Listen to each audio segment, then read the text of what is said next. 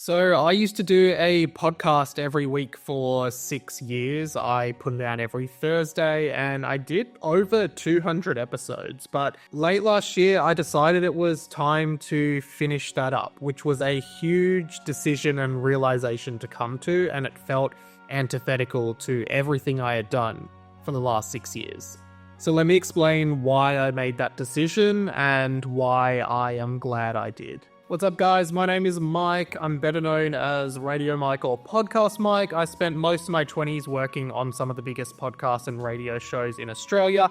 Now I have a freelance media business, a YouTube channel, a blog, a podcast, and a bunch of other stuff. And I'm using this space and this channel to just talk about my learnings since turning 30 and entering this great unknown. It's kind of like a journal or vlog kind of style channel, so I hope you enjoy it. So when I was 22, I wanted to get better at speaking. I just genuinely thought I struggled to be immersed in conversations. That's when I started my podcast. It was called 20th Century Boy, and it was awesome. It was great fun, and it was the first time I had the freedom to kind of do whatever I wanted to do. I really enjoyed it, and then kind of by year 4, maybe year 5, it kind of became more of an annoyance in my life, something I had to do rather than something I wanted to do. And I kept trying to streamline it to make it more simple, but it never really became easier or more fun to do. The other thing was that even after 5-6 years, I hadn't really seen any growth in the listenership.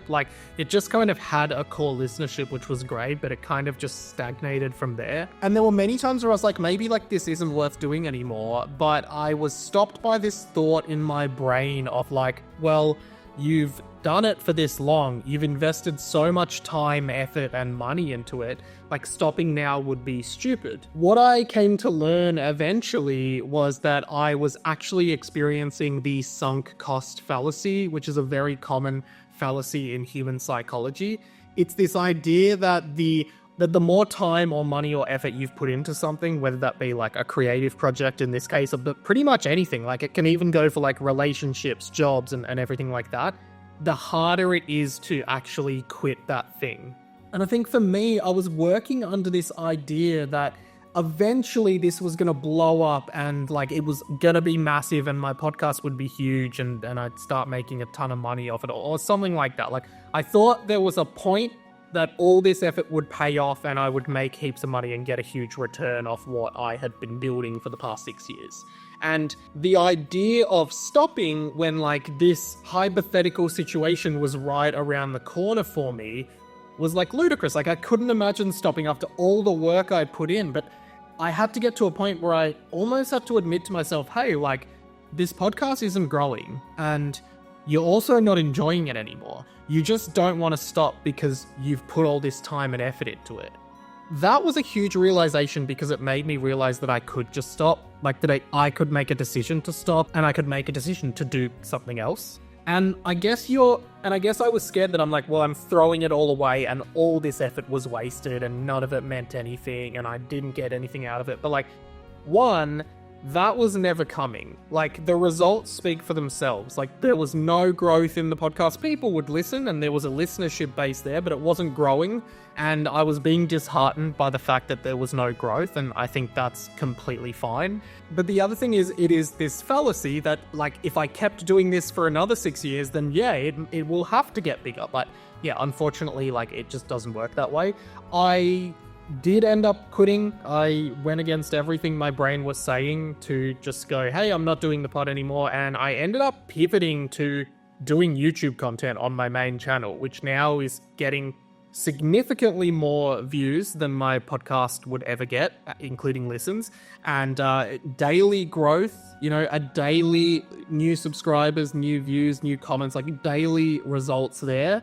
And compounding results as well. So I was kind of stagnant here with my podcast and pivoted to doing regular YouTube design content where I'm trying to improve every time. And that has been really fruitful so far. It brings in revenue, it brings in new people, and I'm basically just repurposing the content I would have done in my podcast as YouTube videos, and it's becoming way more fruitful. So I think the idea here is that it's really hard to admit to yourself that something isn't working, or even worse, that something is a failure. I don't think that my podcast was necessarily a failure. I mean, I gained so much experience in it where, like, now I can just talk to a camera like this and not have to write a script or anything. Like, this all just kind of comes out. But, and as well as that, like, I have, like, tons of production and editing and podcasting experience that I got over the years that went into video editing as well. Like, I built all of that up by myself, and I think I just also learned to make better content because I was always like working to a deadline with that podcast. I think you should really consider, like, what are the sunk cost fallacies in your own life? Like, I think about it a lot. What have I sunken a lot of time into that honestly isn't working?